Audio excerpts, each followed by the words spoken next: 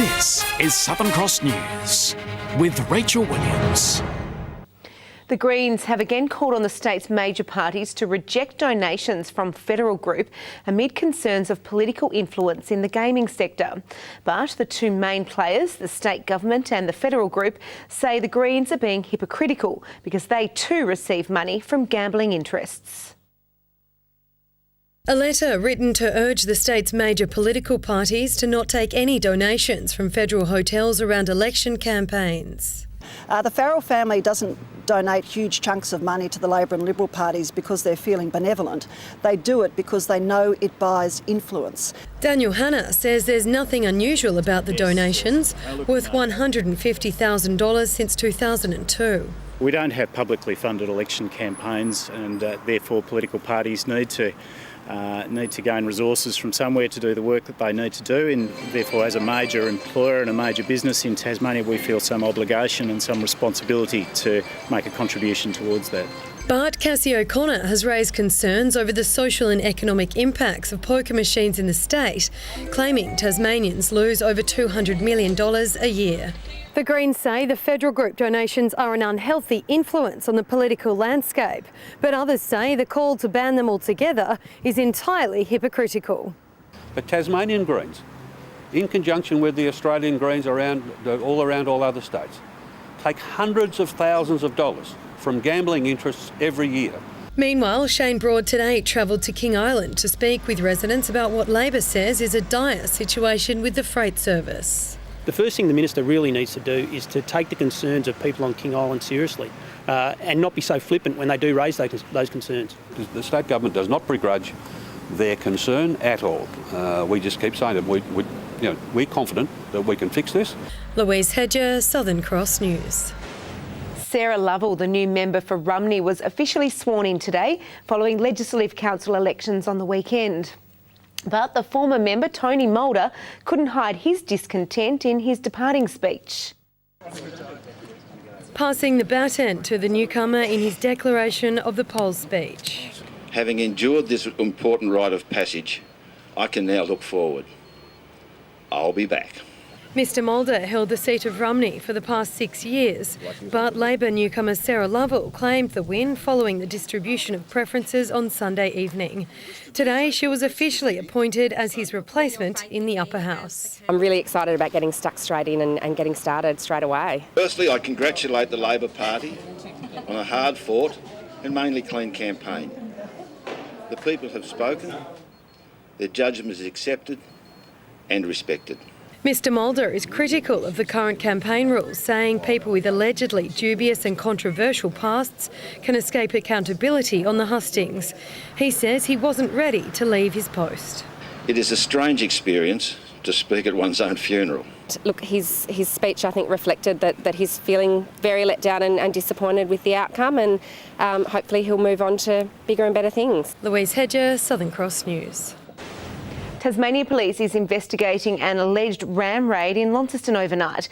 Police say a stolen blue Subaru Outback station wagon was reversed through the front doors of the liquor barn at Kings Meadows Hotel. Extensive damage was caused to the front of the shop and a quantity of alcohol and cigarettes stolen.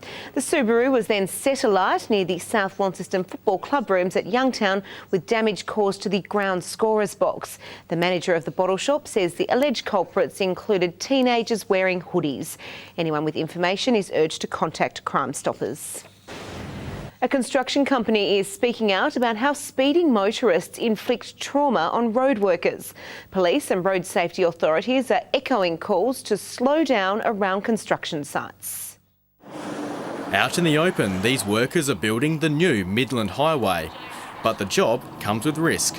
We're not here to inconvenience anyone. I know that does happen from time to time, but we're just here trying to do our jobs as safely as we can. Since 2012, 2 Tasmanian road workers have been killed on the job. Another was seriously injured during that same period. I believe some of the workers have had a very, very bad experiences. Cars have gone through very quickly. We've had flying rocks. We've had cars that get a little bit too close to where they are. Not only road workers, but members of the public often phone police with details, and we follow those reports up. High-level speeders are usually slapped with a $600 fine and the loss of 6 demerit points. Impatience is no excuse, and ironically, it's counterproductive. Speeding damages roadworks. Quite often the roads might be rutted or gravel, and again, driving excessive speed through roadworks will damage the roadworks, which can lead to them going for an extended period of time. Police say it's critical to abide by the signage so everyone makes it back home. A timely message on day 2 of Road Safety Week. Weather conditions are changing, road conditions are changing, change the way you drive. Slow down a little bit, the roads will be slippery, there'll be black ice. The road toll for 2017 is 6 compared to 18 at the same time last year. Tom Johnson, Southern Cross News. They never ask for awards, but some of Tasmania's most dedicated volunteers have enjoyed recognition for their work. The Launceston City Council sharing the stories of those who help at a formal ceremony this morning. Among them, a volunteer who gives up hours of her time to organise events at a nursing home. We volunteer because we love it and we'd love to help out, and I'm in a situation where I can do that. You took all the volunteers out, I think you'd find our society would just be non-existent for a little while and be very difficult to get around. The awards have been held as part of National Volunteer Week. The Tasmanian Racing Club is welcoming the Hobart Cup's return to its Sunday time slot during the Regatta Day long weekend. Attendance numbers were down substantially for the 2017 event after it was moved a week earlier to Sunday, February 5. Racing Club Chief Executive Shane Stevenson says he's embracing the challenge of luring punters back to Elwick. There's no doubt the market's changed, and you see Big Bash cricket and other sports coming into the market, so we need to be competitive in that space, and we'll certainly be looking at other things that we can do on Hobart Cup Day to make it a big day. Tas Racing has also confirmed the Launceston Cup will be held on Wednesday, February 28. A first-year Tasmanian science student is preparing to go head-to-head with some of the world's youngest and brightest minds in Los Angeles. Lachlan Dick is the only Tasmanian to participate and says he's honoured to represent the state. This first-year university student is gearing up for one of the world's most prestigious competitions, the International Science and Engineering Fair. At just 18 years old, Lachlan Dick is up against some tough competition, around 1,800 students from across the globe. Not a lot of people get to do this, so it's a pretty big honour. I didn't think I'd get to do it. I met him last year when he was doing the Science Teachers Association competition, and he clearly came through then as being someone that was really had great ideas, and it's great to see him go this far. His project investigates fixing damaged soil by adding calcium chloride. It will allow us to reduce the global hunger by allowing crops to be grown in soils where it was previously impossible, and also beneficial for this state by increasing our market share. The idea sparked from his interest to help the state's agricultural industry, but he says it has a deeper meaning than that. Less waste and less hungry people is always a good thing, and it just seems so sad that this is happening when it can be solved so easily and so cheaply. He qualified after impressing judges in local and national events. The competition will begin in Los Angeles on May 14. Talia Higgins, Southern Cross News. Now a look at the day's business and finance with thanks to Tasplan, your local super fund.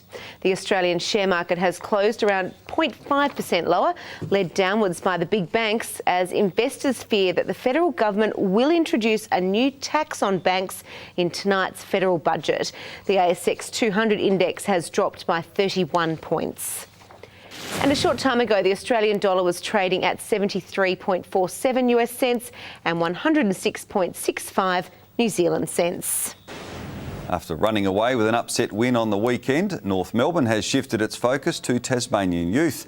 The club running the final instalment of a coaching program at Devonport Stadium. Known as the Huddle, sessions focused on developing fitness and leadership skills, with guest appearances from Kangaroos players. Obviously, I've had to deal with that a fair bit, and I've learned a lot about leadership and resilience and kind of things like that, so obviously that applies to everyday life. They always feed back to us that their involvement with the Huddle means that they just get to connect with young people, and it kind of is a bit of a leveller for them. And for the young people, it's it's aspirational. The clinics ran for 8 weeks. Hobart Zebras president Nick DeGiovanni concedes the NPL Tasmania powerhouse may have made a mistake appointing former coach Peter Saville, despite his impressive CV. Saville quit the club in spectacular fashion on Sunday after losing 3-2 to South Hobart. Now the hunt is on for a suitable replacement ahead of a crucial Launceston Cup semi-final in a fortnight. Saville walked out of Darcy Street on Sunday afternoon, telling a Zebras committee member and a number of South Hobart players that he was done. President Nick DeGiovanni says Saville appeared distracted and wasn't coaching the team from the opening whistle. And while initially angered by the star coach's actions and departure, he now understands his reasons. He's tired, his passion's gone, and when we lost on Sunday 3-2, and he had no emotion about the loss and didn't feel anything about it, he knew he was finished. Saville came to the club after a successful stint at the Devonport Strikers, commuting between Launceston and Hobart multiple times a week and only requesting petrol money as he tried to steer the southern side to similar success. But DeGiovanni now concedes the appointment may have been a mistake. We probably should have known that it was a short-term decision, probably 1 year from Sav. Maybe we should have gone for something different, but we don't regret the decision. He's a great man and he'll always be our friend. The President says watch this space when it comes to Saville's replacement. He's already planning to fly in a high-profile coach from Melbourne for the short term. In the long term, he's ruling out sacked Olympia coach Ian Shaw. For now. I know there's a few happy lads with a new coach coming. They actually get game time off the bench. So, there's some positives there for some of the boys who have had their heads down. Sav's different with the bench he doesn't use. Andrew McCarthy, Southern Cross News. Good evening. Hobart 14 degrees today, Launceston and Devonport along with Low Head, Bushy Park, Bridport and Fingal the top with 17. Burnie was 16 today, but it was a fantastic 16. Beautiful sunshine along the northwest coast today. Also 16 at Wynyard, St Helens Grove and Flinders Island, Friendly Beaches, Strawn, Campania and King Island all 15, Lyawini 13 after hitting our low last night of -3. The slow moving low is just to our east. Low level cloud is covering the Bight with also that middle level cloud further west linked to a cold front and low south of WA. Most of the country is cloud free though, apart from a patch or two along the east coast. Closer in and low-level clouds streamed over the south and extended up the west and eastern coastlines and the Bass Strait Islands. You can see the north and northwest fairly clear there today. Tomorrow, the low to the east continues to weaken as the high moves over Victoria. The cold front continues its journey across the Bight, pushing a trough back over WA. Variable winds tending west to northwesterly tomorrow at 10 to 20 knots, swells at 3 metres in southern waters. A frost warning is out, and that's for the Midlands forecast district. Tomorrow, 6 for Hobart overnight, a sunny 16 tomorrow, a cool start for Geeveston, 16 the top and 15 the high for Bothwell. For Launceston, mostly sunny and 16 degrees, 16 for Devonport and also for Cressy after a 1 degree temperature overnight. For Burnie tomorrow, partly cloudy and 17, 16 the top for Strawn with a shower or two and cloudy for Curry and 16 degrees. St Helens tomorrow sunny, 17, 17 for Swansea, Orford sunny and 16 degrees. On Thursday, showers extending statewide during the morning. Those winds will shift southwest to southerly later. Showers to start Friday off, contracting to the northeast during the morning. Fine on Saturday, apart from a shower over the Bass Strait Islands. Partly cloudy in Perth, mostly sunny in Adelaide, Melbourne and Sydney, and completely sunny in Alice Springs and Darwin, where that long dry season has kicked off. Well, that's all your news for now. Thanks for joining us. Have a great evening. Good night.